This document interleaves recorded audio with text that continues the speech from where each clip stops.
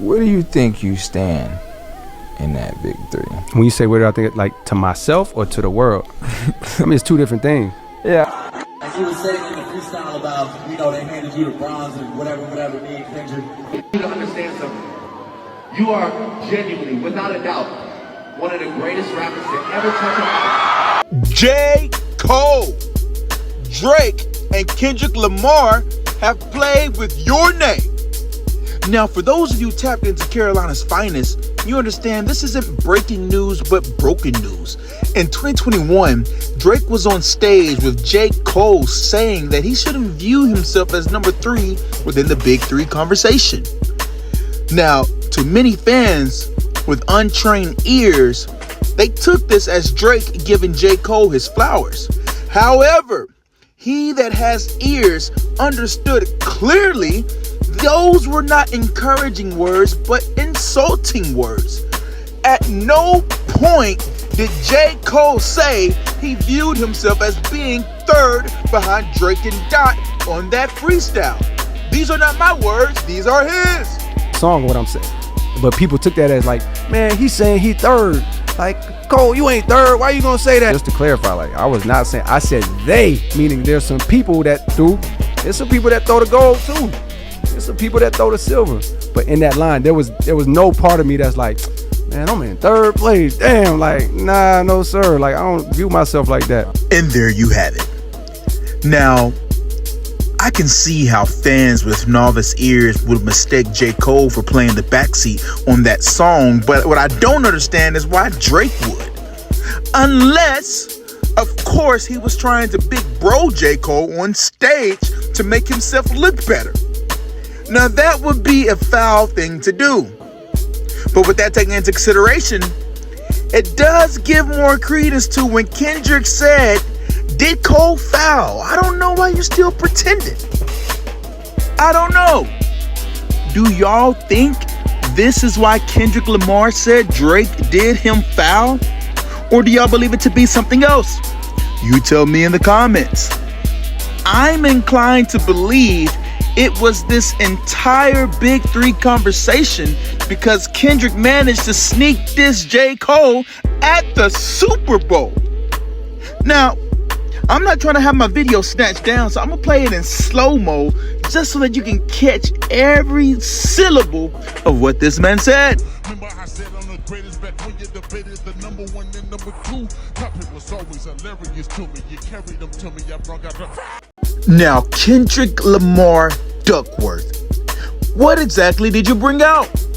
Hopefully, it wasn't that same thing you brought out to the Super Bowl because, sir, let me be the first to tell you, I thought that show was audio NyQuil. Well, let me not be facetious because I have seen Kendrick Lamar put on amazing performances, but that was not one of them.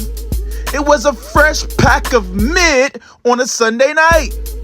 And as someone who is a fan of Kendrick Lamar, it was disappointing to see him make the biggest moment of his career about Drake. That's right.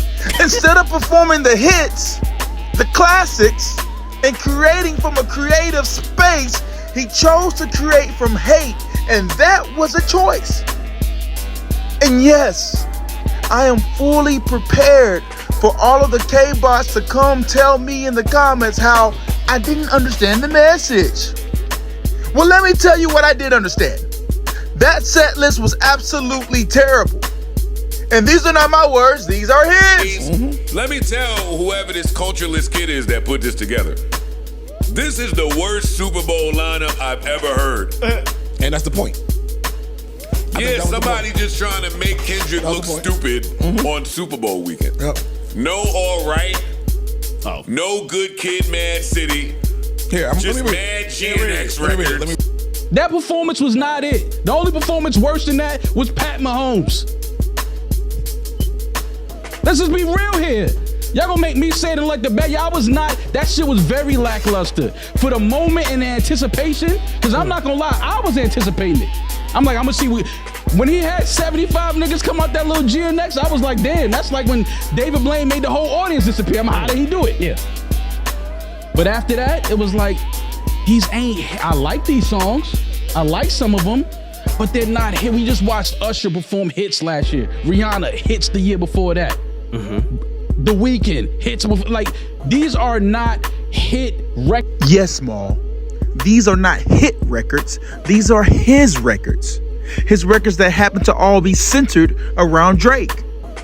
But what I find most interesting is seeing the K-Bot community become unhinged whenever objective listeners point out this fact.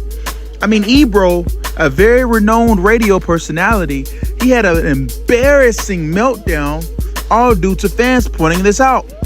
It wasn't enough for him to simply say, hey, this performance isn't just about Drake. No, he had to go as far as to call Drake a sickness. Drake is not that important.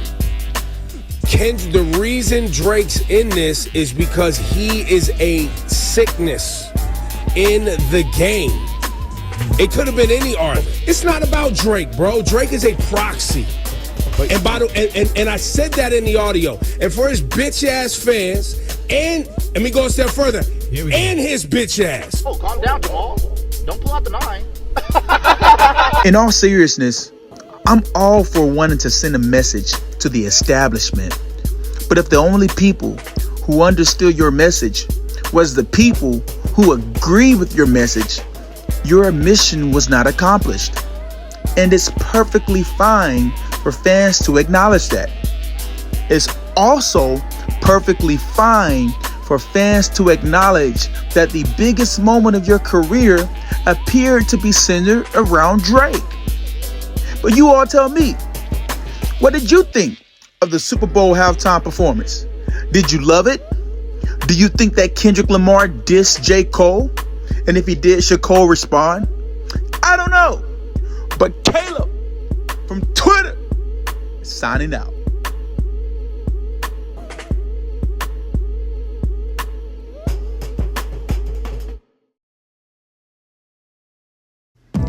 Hey, before I get out of here, I just wanted to take the time to say thank you. Over this past week, we reached over 539 subscribers, and I don't take it for granted. I told you all this year that I would make a pivot on this channel, that this will become a more J. Cole-centered page.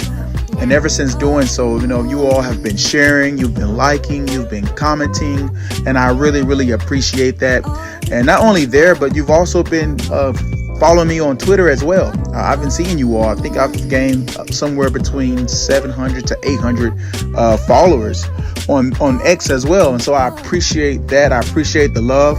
As long as you all continue to comment, like, and share, I'll do my best to keep having at least one video a week up there for you all. But much love from Caleb.